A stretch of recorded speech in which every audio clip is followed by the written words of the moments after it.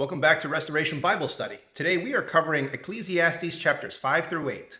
Let's get into the text. Guard your steps when you go to the house of God. To draw near to listen is better than to offer the sacrifice of fools, for they do not know that they are doing evil. Be not rash with your mouth, nor let your heart be hasty to utter a word before God, for God is in heaven and you are on earth. Therefore let your words be few. For a dream comes with much business, and a fool's voice with many words. When you vow a vow to God, do not delay in paying it, for he has no pleasure in fools. Pay what you vow. It is better that you should not vow than that you should vow and not pay. Let not your mouth lead you into sin, and do not say before the messenger that it was a mistake. Why should God be angry at your voice and destroy the work of your hands? For when dreams increase and words grow many, there is vanity. But God is the one you must fear. If you see in a province the oppression of the poor and the violation of justice and righteousness, do not be amazed at the matter. For the high official is watched by a higher, and yet there are higher ones over them. But this is a gain for the land in every way, a king committed to cultivated fields. He who loves money will not be satisfied with money, nor he who loves wealth with his income. This also is worthlessness. When goods increase, they increase who eat them. And what advantage has their owner but to see them with his eyes? Sweet is the sleep of a laborer, whether he eats little or much, but the full stomach of the rich will not let him sleep. There is a grievous evil that I have seen under the sun. Riches are kept by their owner to his hurt, and those riches were lost in a bad venture. And he is father of a son, but he has nothing in his hand. As he came from his mother's womb, he shall go out again. Naked as he came, and shall take nothing for his toil that he may carry away in his hand. This also is a grievous evil. Just as he came, so shall he go. And what gain is there to him who toils for the wind? Moreover, all his days he eats in darkness, in much vexation and sickness and anger. Behold, what I have seen to be good and fitting is to eat and drink and find enjoyment in all the toil which one toils under the sun the few days of his life that God has given him, for this is his portion. Everyone also to whom God has given wealth and possessions and power to enjoy them, and to accept his lot and rejoice in his toil. Everyone also whom God has given wealth and possessions and power to enjoy them, and to accept his lot and rejoice in his toil, this is the gift of God, for he will not much remember the days of his life, because God keeps him occupied with joy in his heart. There is an evil that I have seen under the sun, and it lies heavily on mankind, a man to whom God gives wealth, possessions, and honor, so that he lacks nothing of all that he desires, yet God does not give him power to enjoy them, but a stranger enjoys them. This is vanity, it is a grievous evil. If a man fathers 100 children and lives many years, so that the days of his years are many, but his soul is not satisfied with life's good things, and he also has no burial, I say that a stillborn child is better off than he. Comes in vanity and goes in darkness, and in darkness its name is covered. Moreover, it has not seen the sun or known anything, yet it finds rest better than he. Even though he should live 1,000 years twice over, yet enjoy no good, do not all go to the one place? All the toil of man is for his mouth, yet his appetite is not satisfied. For what advantage has the wise man over the fool? And what does the poor man have who knows how to conduct himself before the living? Better is the sight of the eyes than the wandering of the appetite. This also is vanity and striving after wind. Whatever has come to be has already been named, and it is known what man is, and that he is not able to dispute with the stronger one than he. The more words, the more the vanity. And what is the advantage to man? For who knows what is good for the man while he lives the few days of his vain life, which he passes like a shadow? But who can tell man what will be after him under the sun? A good name is better than precious ointment, and the day of death than the day of birth. It is better to go to the house of mourning than to go to the house of feasting, for this is the end of all mankind, and the living will lay it to heart. Sorrow is better than laughter, for by sadness of face the heart is made glad. The heart of the wise is in the house of the mourning, but the heart of the fools is in the house of mirth. It is better for a man to hear the rebuke of the wise than to hear the song of fools.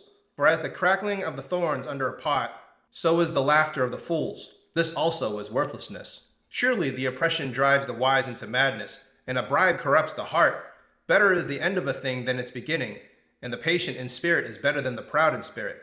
Be not quick in your mouth to become angry, for anger lodges in the hearts of fools.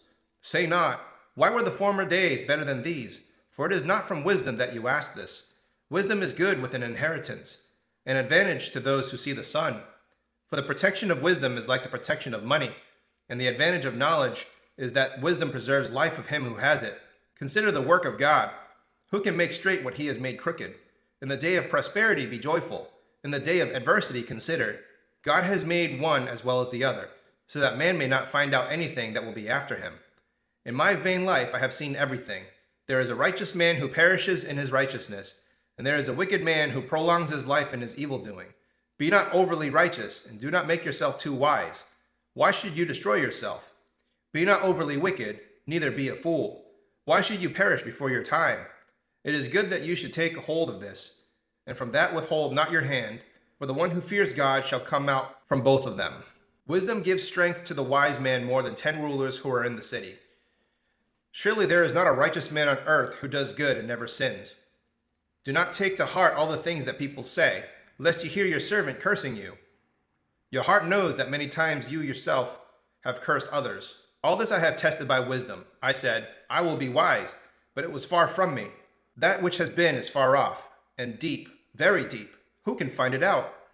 I turned my heart to know and to search out and to seek wisdom in the scheme of things, and to know the wickedness of folly and the foolishness that is madness. And I find something more bitter than death, a woman whose heart is snares and nets, and whose hands are fetters.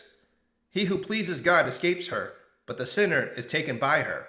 Behold, this is what I found, says the preacher, while adding one thing to another to find the scheme of things, which my soul has sought repeatedly, but I have not found. One man among 1,000 I found, but a woman among all these I have not found. See, this alone I found, that God made man upright, but they have sought out many schemes. Who is like the wise, and who knows the interpretation of a thing? A man's wisdom makes his face shine, and the hardness of his face is changed. I say, keep the king's command because of God's oath to him. Be not hasty to go from his presence. Do not take your stand in an evil cause, for he does whatever he pleases. For the word of the king is supreme, and who may say to him, what are you doing? Whoever keeps a command will know no evil thing, and the wise heart will know the proper time and the just way. For there is a time and a way for everything, although a man's trouble lies heavy on him. For he does not know what is to be, for who can tell him what will be? No man has the power to retain the spirit, or power over the day of death. There is no discharge from war, nor will wickedness deliver those who are given to it. All this I observed while applying my heart to all that is done under the sun, when man had power over man to his hurt. Then I saw the wicked buried. They used to go in and out of the holy place and were praised in the city where they had done such things. This also was vanity. Because the sentence against an evil deed is not executed speedily, the heart of the children of man is fully set to do evil. Though a sinner does evil 100 times and prolongs his life, yet I know that it will be well with those who fear God, because they fear before him. But it will not be well with the wicked, neither will he prolong his days like a shadow, because he does not fear before God. There is a vanity that takes place on earth, that there are righteous people to whom it happens according to the deeds of the wicked, and there are wicked people to whom it happens according to the deeds of the righteous. I said that this is also vanity, and I commend joy, for man has nothing better under the sun but to eat and drink and be joyful, for this will go with him in his toil through the days of his life that God has given him under the sun. When I applied my heart to know wisdom and to see the business that is done on earth, how neither day nor night do one's eyes see sleep, then I saw all the work of God, that man cannot find out the work that is done under the sun. However much man may toil in seeking, he will not find it out. Even though a wise man claims to know, he cannot find it out. This is the reading of Ecclesiastes chapters 5 through 8. Please go to the commentary section where I break these chapters down.